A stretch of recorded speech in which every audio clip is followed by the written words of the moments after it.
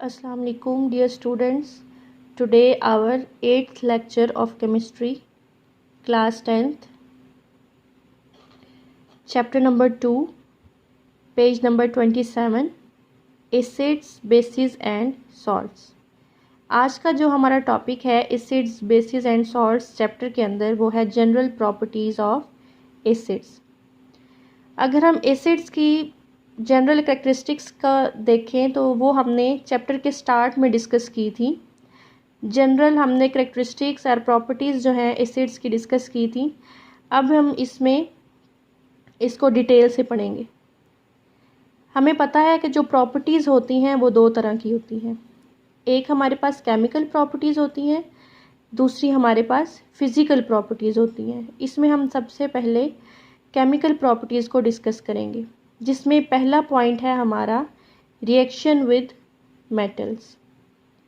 Reaction with metals में हमारे पास two types के रिएक्शंस होते हैं. एक होते हैं मॉडरेटली, दूसरे होते हैं एक्सप्लोसिवली. अब मॉडरेटली किस तरह से होते हैं और एक्सप्लोसिवली किस तरह से होते हैं वो हम डिटेल में पढ़ लेते हैं. उसके बाद हम चलेंगे इसकी इक्वेशन की तरफ.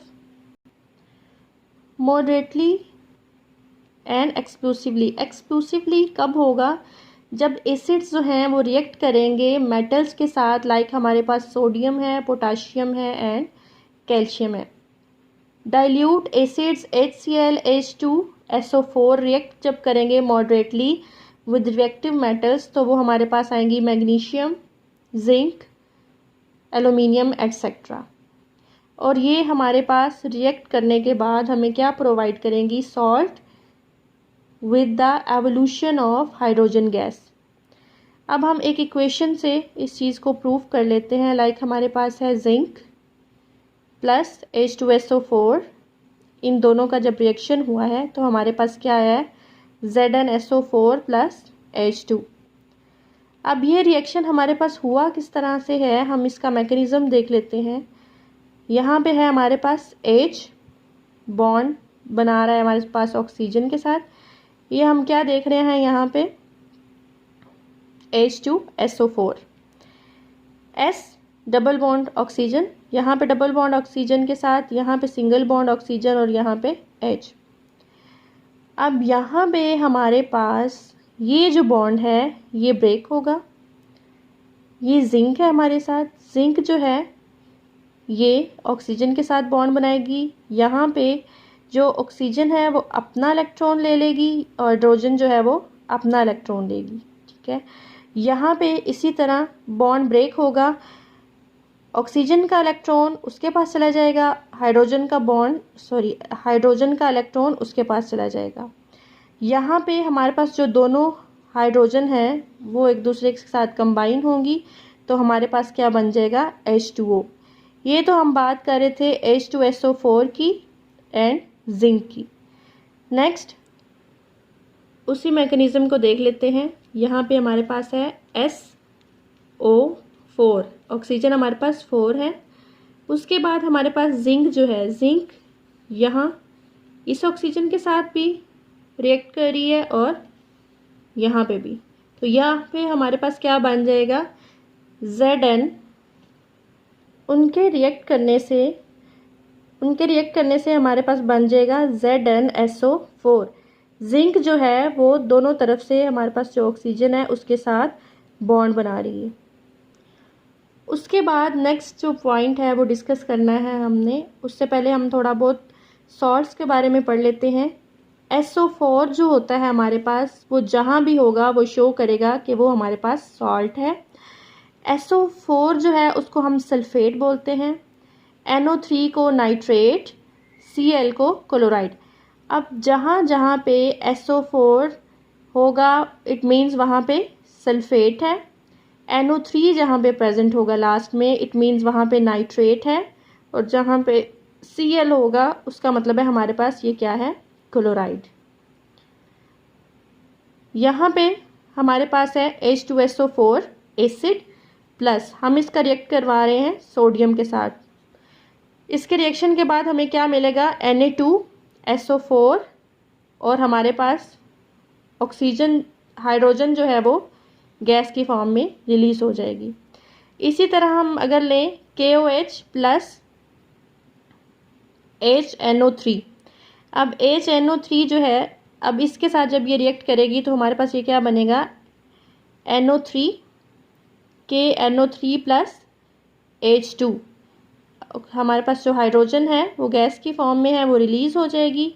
इसी तरह NaOH एंड HCl, यहाँ पे Cl जो है हमने बेसिकली ये देखना है कि सोडियम जो है वो रिएक्ट कर रहा है हमारे पास क्लोरीन के साथ, तो हमारे पास क्या बना है, सोडियम क्लोराइड प्लस हमारे पास वाटर बना है। ये OH और ये H, ये एक दूसरे के साथ बॉन्ड बनाएंगे और बना देंगे हमारे पास वाटर मॉलिक्यूल्स। यहाँ पे सोडियम और क्लोरीन एक दूसरे को अट्रैक्ट करेंगे और बना देंगे सोडियम क्लोराइड। ये तो हमारे पास जनरल टर्म्स थी, मैंने आपको पहले इसलिए बताया कि जब हमने नेक्स्ट इस चैप्टर में जितने भी रिएक्शंस पढ़ने हैं तो आपको इजीली पहचान हो जाए कि हमारे पास सल्फेट कौन से हैं, नाइट्रेट कौन से हैं और क्लोराइड कौन से हैं। ये बताने का मकसद सिर्फ ये था। अब हम चलते हैं अपने नेक्स्ट पॉइंट की तरफ। सबसे पहले हम एग्जाम्पल नंबर 2 को भी डिस्कस कर लेते हैं, जो कि हमारे फर्स्ट पॉइंट में थी, जो कि था रिएक्शन विद मेटल्स। तो इसमें हम क्या देखेंगे, 2Al प्लस 6HCl। HCl को यहाँ मैंने ओपन फॉर्म में लिखा है। नेक्स्ट इसका जो मैकेनिज्म है उसको आपको अंडरस्टैंड करने में हेल्प होगी। इसमें हमारे पास जो प्रोडक्ट बन रहे हैं वो बन रहे हैं 2AlCl3 प्लस 3H2। अब यहाँ पे हमारे पास ये क्या है, Al, इसके पास जो आउटर मोस्ट हमारे पास इलेक्ट्रॉन्स हैं वो 3 हैं। इट मीन्स ये डोनेट करेगा 3 इलेक्ट्रॉन्स को। यहाँ पे इसके साथ हमारे पास हाइड्रोजन है, ये 6 हाइड्रोजन्स हैं, तो यहाँ पे हम इन्हें ओपन फॉर्म में लिख लेते हैं। H, 7 बॉन्ड है H के, सेम इसी तरह हम तीनों लिख लेंगे। हमारे पास हाइड्रोजन कितने हैं, 6। अब ये एक दूसरे के साथ कंबाइन होने के बाद हमारे पास बना देंगे हाइड्रोजन गैस। तो यहाँ पे हमने लिखा है ये हमारे पास 3H2 है, ये हमारे पास हाइड्रोजन गैस है। ये जो है हमारे पास ये रिएक्ट करेगी क्लोराइड के साथ, क्लोरीन के साथ, और यहाँ पे हमारे पास बना देगी 2AlCl3। 3 2s are 6। It means हमारे पास इसकी जो बैलेंसिंग है वो भी हो गई है। ये अनबैलेंस नहीं है इक्वेशन, बैलेंस्ड इक्वेशन है। अब हम चलते हैं नेक्स्ट पॉइंट की तरफ, जो कि हमारे पास केमिकल प्रॉपर्टीज़ में है, reaction with carbonate and bicarbonate. अब जहाँ पे हमारे पास CO3 आएगा, इट मीन्स ये हमारे पास कार्बोनेट है। जिस रिएक्शन में हम लास्ट पे CO3 देखेंगे, दैट मीन्स ये हमारे पास कार्बोनेट है। लाइक हमारे पास calcium carbonate, sodium carbonate, magnesium carbonate. और जहाँ पे हमारे पास HCO3 आएगा, दैट मीन्स ये हमारे पास बाइकार्बोनेट और हाइड्रोजन कार्बोनेट है। यहाँ पे ये इसकी एग्जांपल है CaSO3 प्लस 2HCl। यहाँ पे हमारे पास क्या बना, CaCl2 plus CO2 plus H2O। अब इस रिएक्शन में हमारे पास 3 प्रोडक्ट्स बनेंगे।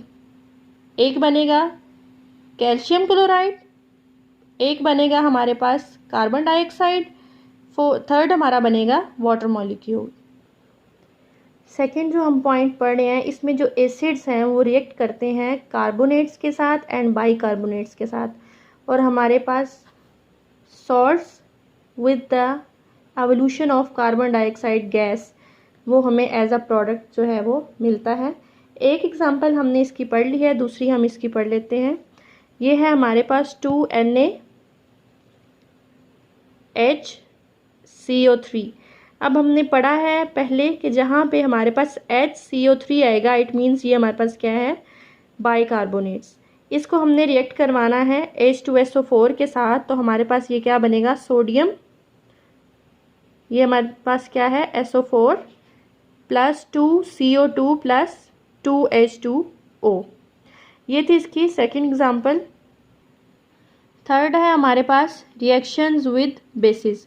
अब हमारे पास जो एसिड्स हैं जब वो रिएक्ट करते हैं बेसिस के साथ तो वो बनाते हैं सॉल्ट एंड वाटर। इस प्रोसेस को हम बोलते हैं न्यूट्रलाइजेशन। इसमें अब हमारे पास सेम टू इक्वेशंस हैं हमारे पास NaOH प्लस HCl। यहाँ पे जो सोडियम है वो रिएक्ट कर रहा है हमारे पास क्लोरीन के साथ, तो हमारे पास ये सॉल्ट बन रहा है और सेकंड प्रोडक्ट हमारे पास वाटर बन रहा है। इसी तरह CuO प्लस H2SO4 है, तो यहाँ पे CuSO4 एंड प्लस हमारे पास क्या बनेगा H2O। ये दोनों रिएक्शंस जो हैं हमारे पास प्रोसेस में आते हैं न्यूट्रलाइजेशन के प्रोसेस में, और यहाँ पे हमारे पास जो बेसिस हैं वो हो सकती हैं oxides and hydroxides of metals.